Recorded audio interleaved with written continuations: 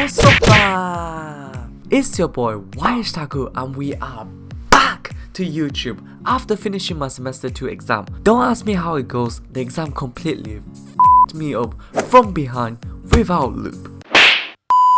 That's enough of my horrible exam experience. I'm coming back to YouTube with a banger. Today we're going to talk about one of the most influential female manga artists in history, the legend that have created one of the most popular manga in the 2000 era, aka the author of the most popular anime in myanimelist.net till this day. Many regarded her work as one of the best anime to ever produce, better than the likes of One Piece, Death Note, Re:Zero, and the list goes on and on and on. And definitely the go anime for a lot of hippie fans. But that's another topic for another day. So without further ado, let's begin today's episode of the manga journey of HIROMU ARAKAWA, a story of a farm girl becoming one of the best female manga artists to ever pick up a pen. Now hit the intro, fam.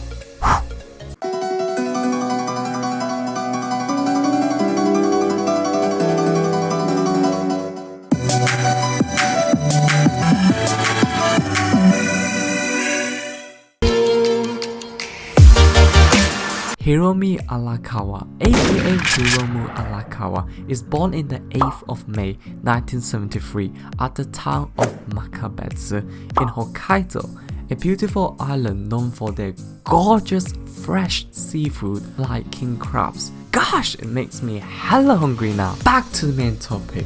HIROMU is raised in a farm with 3 older sisters and a younger brother. Ever since she's born, she is extremely familiar and accustomed to fresh air of early morning and earthy potato smell on her hand. Based on the numerous amount of reference to drinking milk in the manga artist section of the manga volume, we are safe to assume that HIROMU's favorite drink as a child would be milk. During childhood, she enjoys drawing sketches of animals in her farm, building a solid foundation of art skill. One skill unlocked. And there was that one anime that completely captivated her mind when she was 10, and that anime is Urusei Yatsura, a long-running series from 1978 to 1987 in the weekly Shonen Sunday magazine produced by the legendary female manga artist. HIROMU loved her manga so much so that she started drawing Urusei Yatsura characters during her spare time, and Rumiko Takahashi definitely paved the path for upcoming female manga artists like HIROMU herself as one of the early successful female pioneers in the industry, and she definitely grew the seed of manga in the farm of the mind of HIROMU. Get it? Because she's a farm girl and she grows her seed. No one found out witty. Okay, I thought I was smart for once, but no, never mind. Another noticeable influence to HIROMU is the famous manga artist Shiho Tagawa and his work Norakuro. For all your young block out there probably never heard of this geezer before, and I was definitely one of those youngsters before using Wikipedia. According to Wikipedia, Norakuro is a manga aimed at mocking the cruelty of world wars. Remember I have mentioned earlier that HIROMU has a younger brother. He plays a crucial role in HIROMU's manga career debut, which we will discuss now. You see what I did there? I made a mad plot embedded in the beginning of the video, just like good old Oda. No one found amazing and say sugoi sugoi when you realize I did that? Okay, let's move on before I embarrass myself further. Being the older sister, she has promised her family that she will continue working in the farm until her younger brother grew up, and the day she set for herself is when she turned 25, and that's definitely not the earliest manga debut career age. It's like when MJ spent 3 years in college before entering the NBA draft as a 21-year-old. But on the flip side, HIROMU can't polish her manga skill as much as she pleases. It's like she got 7 years to train in the hyperbolic time chamber to become as OP as possible, and she definitely did that. She took art class once a month to improve her art foundation, along with drawing doujinshi with her friend and make yonkamo, aka 4-cell short manga, while doing her farm work for 7 straight Yes! Damn, that's longer than a medical degree. And that dedication, hard work and discipline 120% laid a strong core foundation for Hiromi's manga skill. Fun fact, Hiromi was selected as one of the best Loon Invader sketch in the 16th volume of Urusei Yatsura. By the hot summer of 1999, she has finally reached the long-awaited age of 25 years old. She is now free. And she immediately marched to Tokyo to hand in her first ever manga that has redrawn numerous amounts of time. And the manga editor of Shonen Ganga from Square Enix comment, "Good." That's probably one of the most satisfying moments where Hiromi finally witnessed the seed of hard work seedling and showing early signs of future blossom after 7 years of consistency. And that manga is published at Square Enix Monthly Shonen Ganga in 1999 as Stray Dog. Not you, bruv. 55 pages one-shot manga surrounds the story of a warrior, Fortag, and the abandoned military dog, a creature of dog's power with human intelligence. I don't want to spoil the plot for you guys, so I ain't gonna talk too much about the story, but trust me fam, this manga is freaking awesome as a one-shot. Great character development, good plot twist and complete story. Nothing screams beginner, instead it roars like a freaking vet. And Stray Dog granted her the 21st Century Shonen Ganga Award, and I definitely recommend you guys to go and check out the beginning of Hiromi. Shanghai Yomakika in 2000, a 4-chapter story surrounds the supernatural demon event in Shanghai City with a dark theme plus a touch of comedy. Hiromi has slowly improved her artwork and storytelling with her early work with Stray Dog and Shanghai Yamakika. She also picked up a lot of insight and experience on what it takes to produce a good long-term series manga during her time as an assistant for Hiroyuki. And her 7 years of hard work in the farm definitely built the resilience and consistency for a long-running manga title. And all of that finally prepared her to produce one of the best manga in the 2000 era. A manga later became one of the best anime produced, arguably the best anime in history, with the highest rating in myanimelist.net. By 2001, Hiromi has turned 28, so for her, time is ticking. She has yet to produce a big hit, and she definitely does not have all the time in the world to do so. With that in mind, pressure is on her shoulder. Guess what else is made under pressure? Greatness. And Hiromi blossomed under those pressure. She returned with a 60 pages draft for the one and only Haganai no Renkinzutsu, aka FULLMETAL Alchemist, to the monthly Shonen Ganga magazine and marked the beginning of the Eric brother journey. Some of Hiromi's inspiration arises from her reading the Industrial Revolution period in Europe, and she was fascinated with the difference of individuals from different cultures, like Edward from Britain, Wheeler from Germany, Singh from China, and Ishwar from Middle East.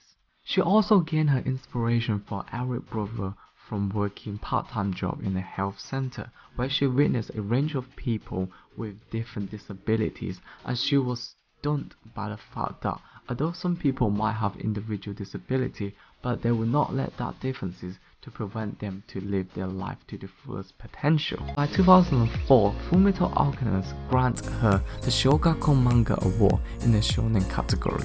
Hiromi mentioned that she has already planned a definitive ending of FULLMETAL Alchemist in her mind in the early stage of the manga, but she wants to let the character explore the story, like how would this event turn out because of a certain character's thinking, belief and action. She believes every character has their own individuality and mindset, not some passive mindless sheep that follows the crowd.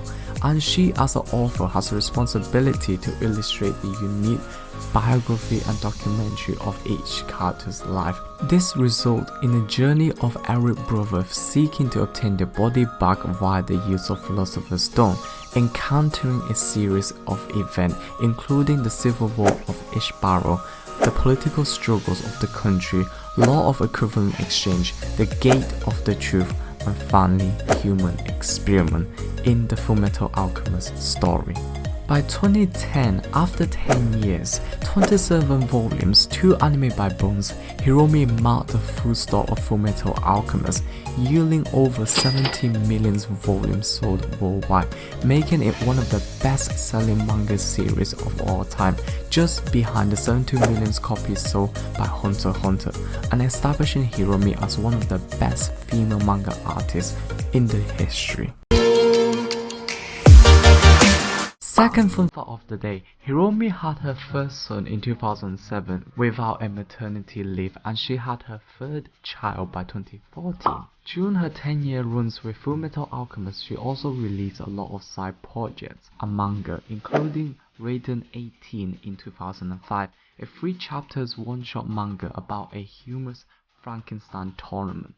Shoten no Komori, aka A Bat in Blue Sky in 2006, another one-shot manga about female ninja waking up in a random mansion and start working for the owner, but one day tragic strike when she encounters her former ninja boss. She also released Hero's Tale, aka Jushin Embo, a story based on the Chinese wuxia, #Chinese martial art warriors, with a touch of fantasy in the vast history of Chinese culture in 2006, and Hero's Tale got animated in 2007 by Studio Flag, and Hiromi marked the end of Hero's Tale in 2010 with 5 volumes, basically 1 volume per year. If you want to know what it's like to be a farm girl, then I would 100% recommend you to go and check out her manga of Noble Farmer, released in 2006.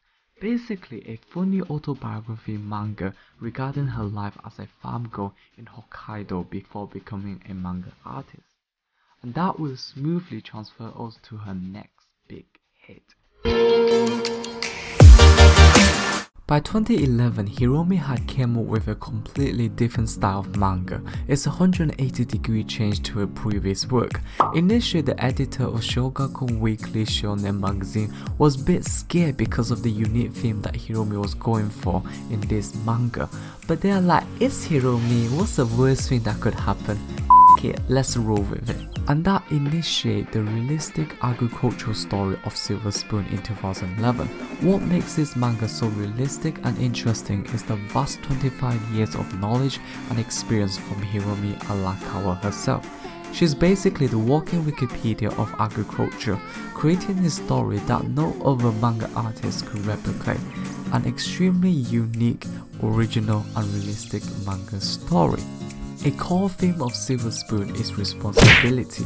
Hiromi used the manga to taught us, the readers, many lessons on responsibility, being responsible for your action, behavior, and more importantly, being responsible for life. Silver Spoon has indeed a really niche topic, but that did not stop Silver Spoon from becoming one of the best-selling manga in Shogakukan Weekly Shonen magazine, becoming the fastest Shogakukan title to reach the mark of 1 million printing copies sold in a year and 3 months time span, yielding over 16 million copies in 2017, with 2 anime seasons with A1 Picture and a real-life adaptation movie by Toho.